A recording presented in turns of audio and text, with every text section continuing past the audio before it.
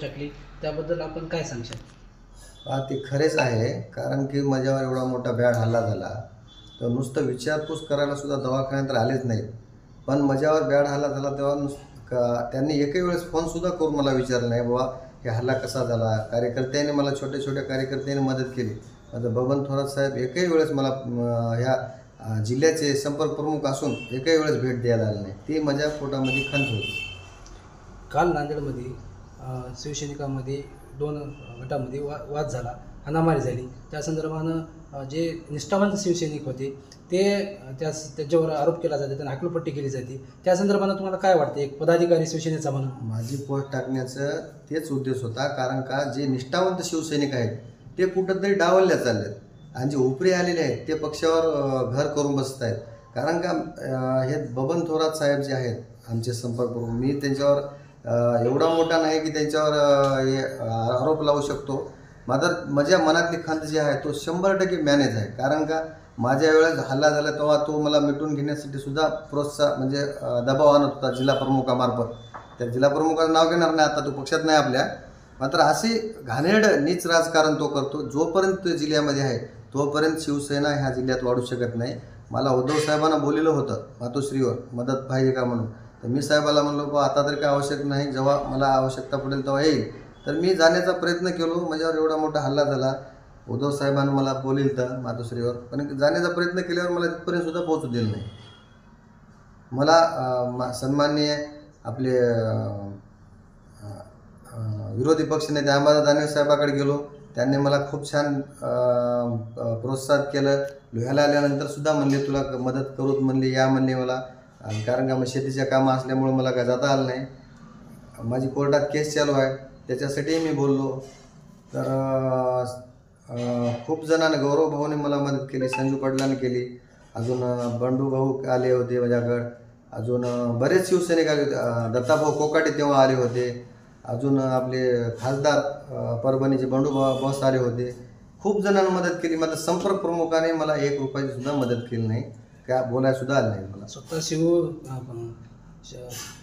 प्रमुख पक्ष प्रमुख संपर्क प्रमुख बबन थोरात सर यांच्यावर असे आरोप आहेत की पदाधिकाऱ्यांचे की त्यांनी पैसे घेतल्याशिवाय पदाधिकाऱ्यांना एखादं पद न देणं, कुठल्या नियुक्ती न करणं, असं त्यांच्यावर वेळोवेळी पदाधिकारी आरोप करतात.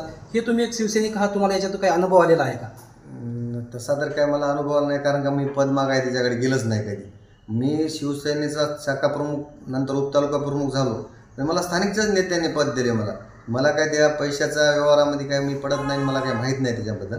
कारण का मला तालुका प्रमुखांनी मला शिवसेनेचे तालुका प्रमुख संजय ढाले यांनी मला उपतालुका प्रमुख केलं. त्याच्यानंतर मी त्यांचे काय परिचयामध्ये तेवढं जाणं येणं होतं. मी फक्त प्रत्येक मिटिंगला अटेंड होत गेलो, सगळं घेत गेलो.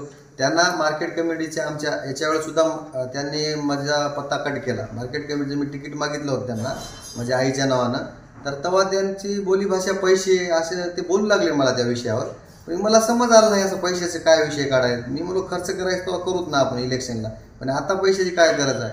तर मला त्यांनी बाळू कराडे तेव्हा आमचे उपजिल्हा प्रमुख होते, त्यांना सुद्धा कानावर घातलो आणि त्याने फोन बंद करून तेव्हा सुद्धा माझं तिकीट कापलं. या ठिकाणी तुमचे जे सहकारी होते, ज्यांनी तुम्हाला तुमच्या संकटामध्ये तुम्हाला मदत केली, धावून आले, त्याच तुमच्या पदाधिकाऱ्यांचे आज शिवसैनिकां हकालपट्टी केली असं म्हणतात. त्यात तुम्ही आता या शिवसेनेमध्ये तुम्हाला थांबावं वाटेल असं वाटते किंवा काम करावं असं वाटतं का आता या शिवसेनेमध्ये तुम्हाला? नाही, मी मरेपर्यंत शिवसेना उद्धव बाळासाहेब ठाकरे पक्षामध्येच राहील आणि त्याही अन्याय झालेल्या कार्यकर्त्यांना मी सोबत घेण्याचा प्रयत्न करेल आणि मी उद्धव साहेबापर्यंत जाईल घराने घेऊन. बाबा असे हकालपट्टी करण्यामागे हेतू काय आहे? सामान्य शिवसैनिकाची हकालपट्टी करण्याचा तुम्हाला अधिकार काय आहे? त्यांनी काय पदासाठी हकालपट्टी, त्यांनी म्हणजे पद तर नव्हतंच ना, त्यांना पद तर अगोदर डिक्लेअर झालं, दुसऱ्याला शहर प्रमुख केलं होतं. तर याचा विषय नव्हता ना, फक्त ते काय छोटा वाद झाला म्हणून तुम्ही हकालपट्ट्या करता म्हणानच.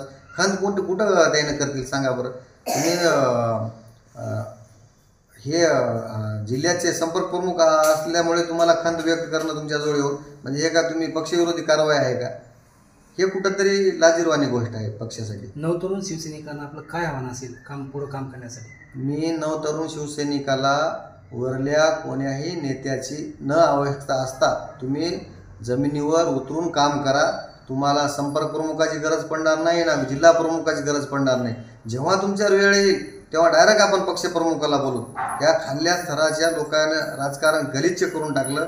हे मॅनेजमेंटचे जे काही लोक आहेत फक्त रेस्ट हाऊसवर जाणे, त्या संपर्क प्रमुखाची हुजरेगिरी करणे आणि आपलं घर चालवणे एवढाच आता शिवसेनेमध्ये हे सध्या तर चालू आहे.